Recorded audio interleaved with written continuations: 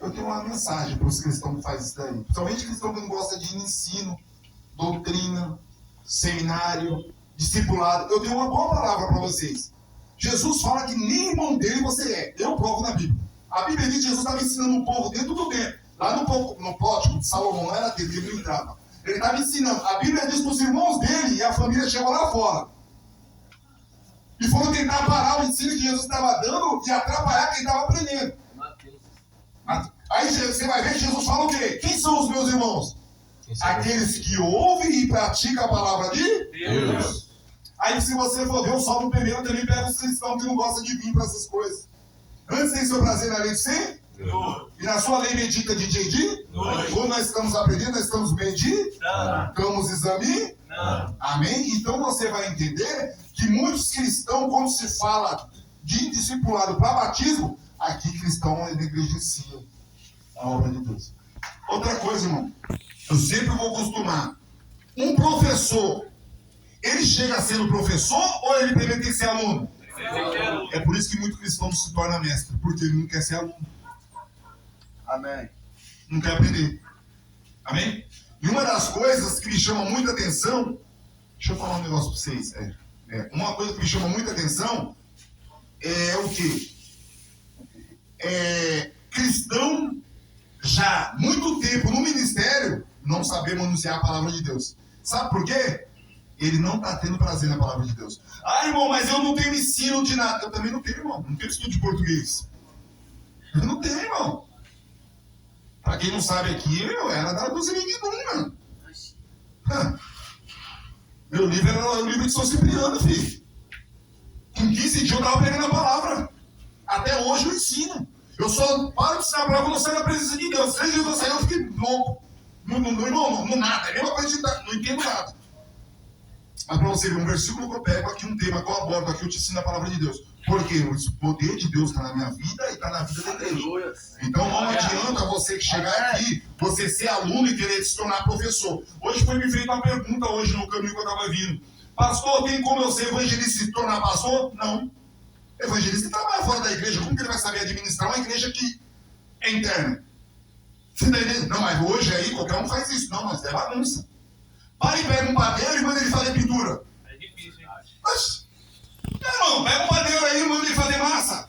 Aí é bom. A igreja, irmão, ela não é assim. A Bíblia diz assim que Deus deu cada um dom. E cada um fique na vocação que foi chamado. A gente tem que tomar cuidado. Mas é diferente, ó. A pessoa era pastor, ele recaiu, ele voltou. Aí ele está evangelizando a igreja, ele vai assumir, porque ele já tem experiência, né? Olha um exemplo. Quem poderia ser chamado de pastor de todos os apóstolos que andavam com Jesus? Pedro.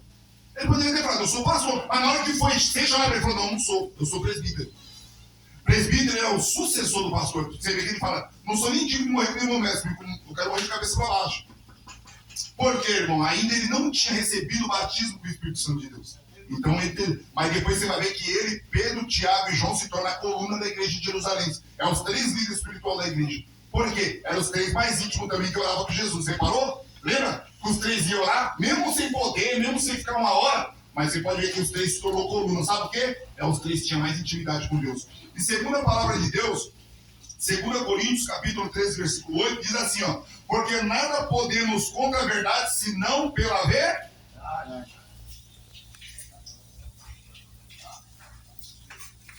2 Coríntios 3, 8.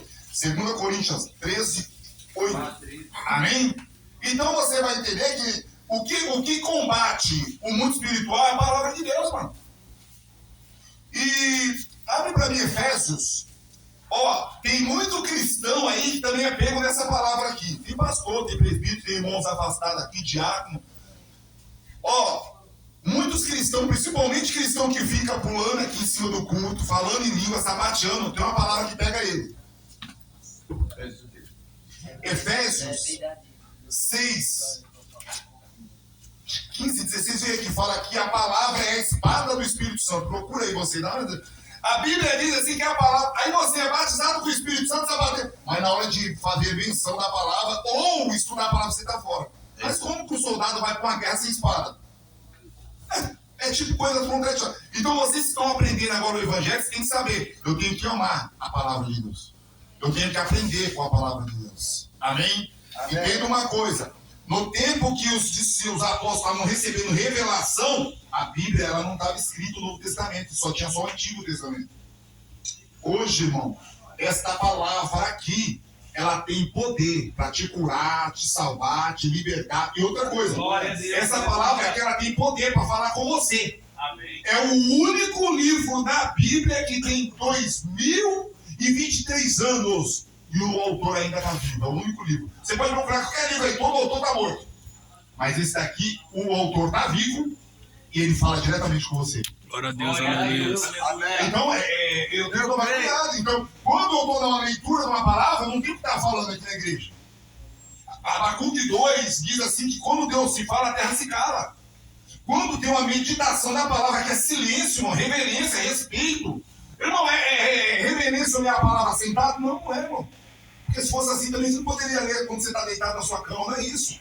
Reverência é ter educação, entender a palavra, tá de prontidão. Amém? Então vocês têm que tomar cuidado. Eu não estou querendo colocar um ritmo de igreja aqui, não. Eu só quero que você tenha temor pela palavra de Deus. Porque se você chegar lá do fora, você abrir sua boca, o juiz fala bem assim, aprende ele agora. Desagrado. Aí aqui tem vezes que está tendo a leitura da palavra de gente conversando, andando, som alto. Eu já vi até pessoas lendo a palavra inicial e colocar fundo musical. Não, peraí, irmão. Não. Irmão, ouve primeiro a palavra. Você sabe por que existe a palavra alfa e ômega? Quem sabe me dizer por quê? Alfa, o que significa a palavra alfa e ômega? É a última letra do alfabeto grego. Grego. Então vamos lá. Primeira pessoa que fala e a última pessoa que termina o culto. Então você vai ver que a palavra inicial tem que vir antes de tudo que existe. Porque é a primeira e a palavra final do mensageiro é a última. Não tem que ter mais nada depois. Ou eu estou enganado? Se está falando que é o primeiro, primeira palavra de si, o que me chama a atenção nos dias de hoje que é uma coisa que é inicial. Pode vir alguma coisa antes? Não. E por que hoje, nos tempos atuais, vem oração é normal para mim? Vem louvor, vem testemunho, depois vem a palavra de Deus. Não está contraditório alguma coisa? Se é a palavra inicial, a palavra de si, você vai ver que Jesus primeiro ele começava a ler na palavra e depois ele louvava, sabia as coisas. Mas é assim, irmão, cada um leva do jeito que quer. Eu mesmo, eu sou assim. No ministério que eu assumo, a primeira coisa que eu faço é leitura da palavra de Deus.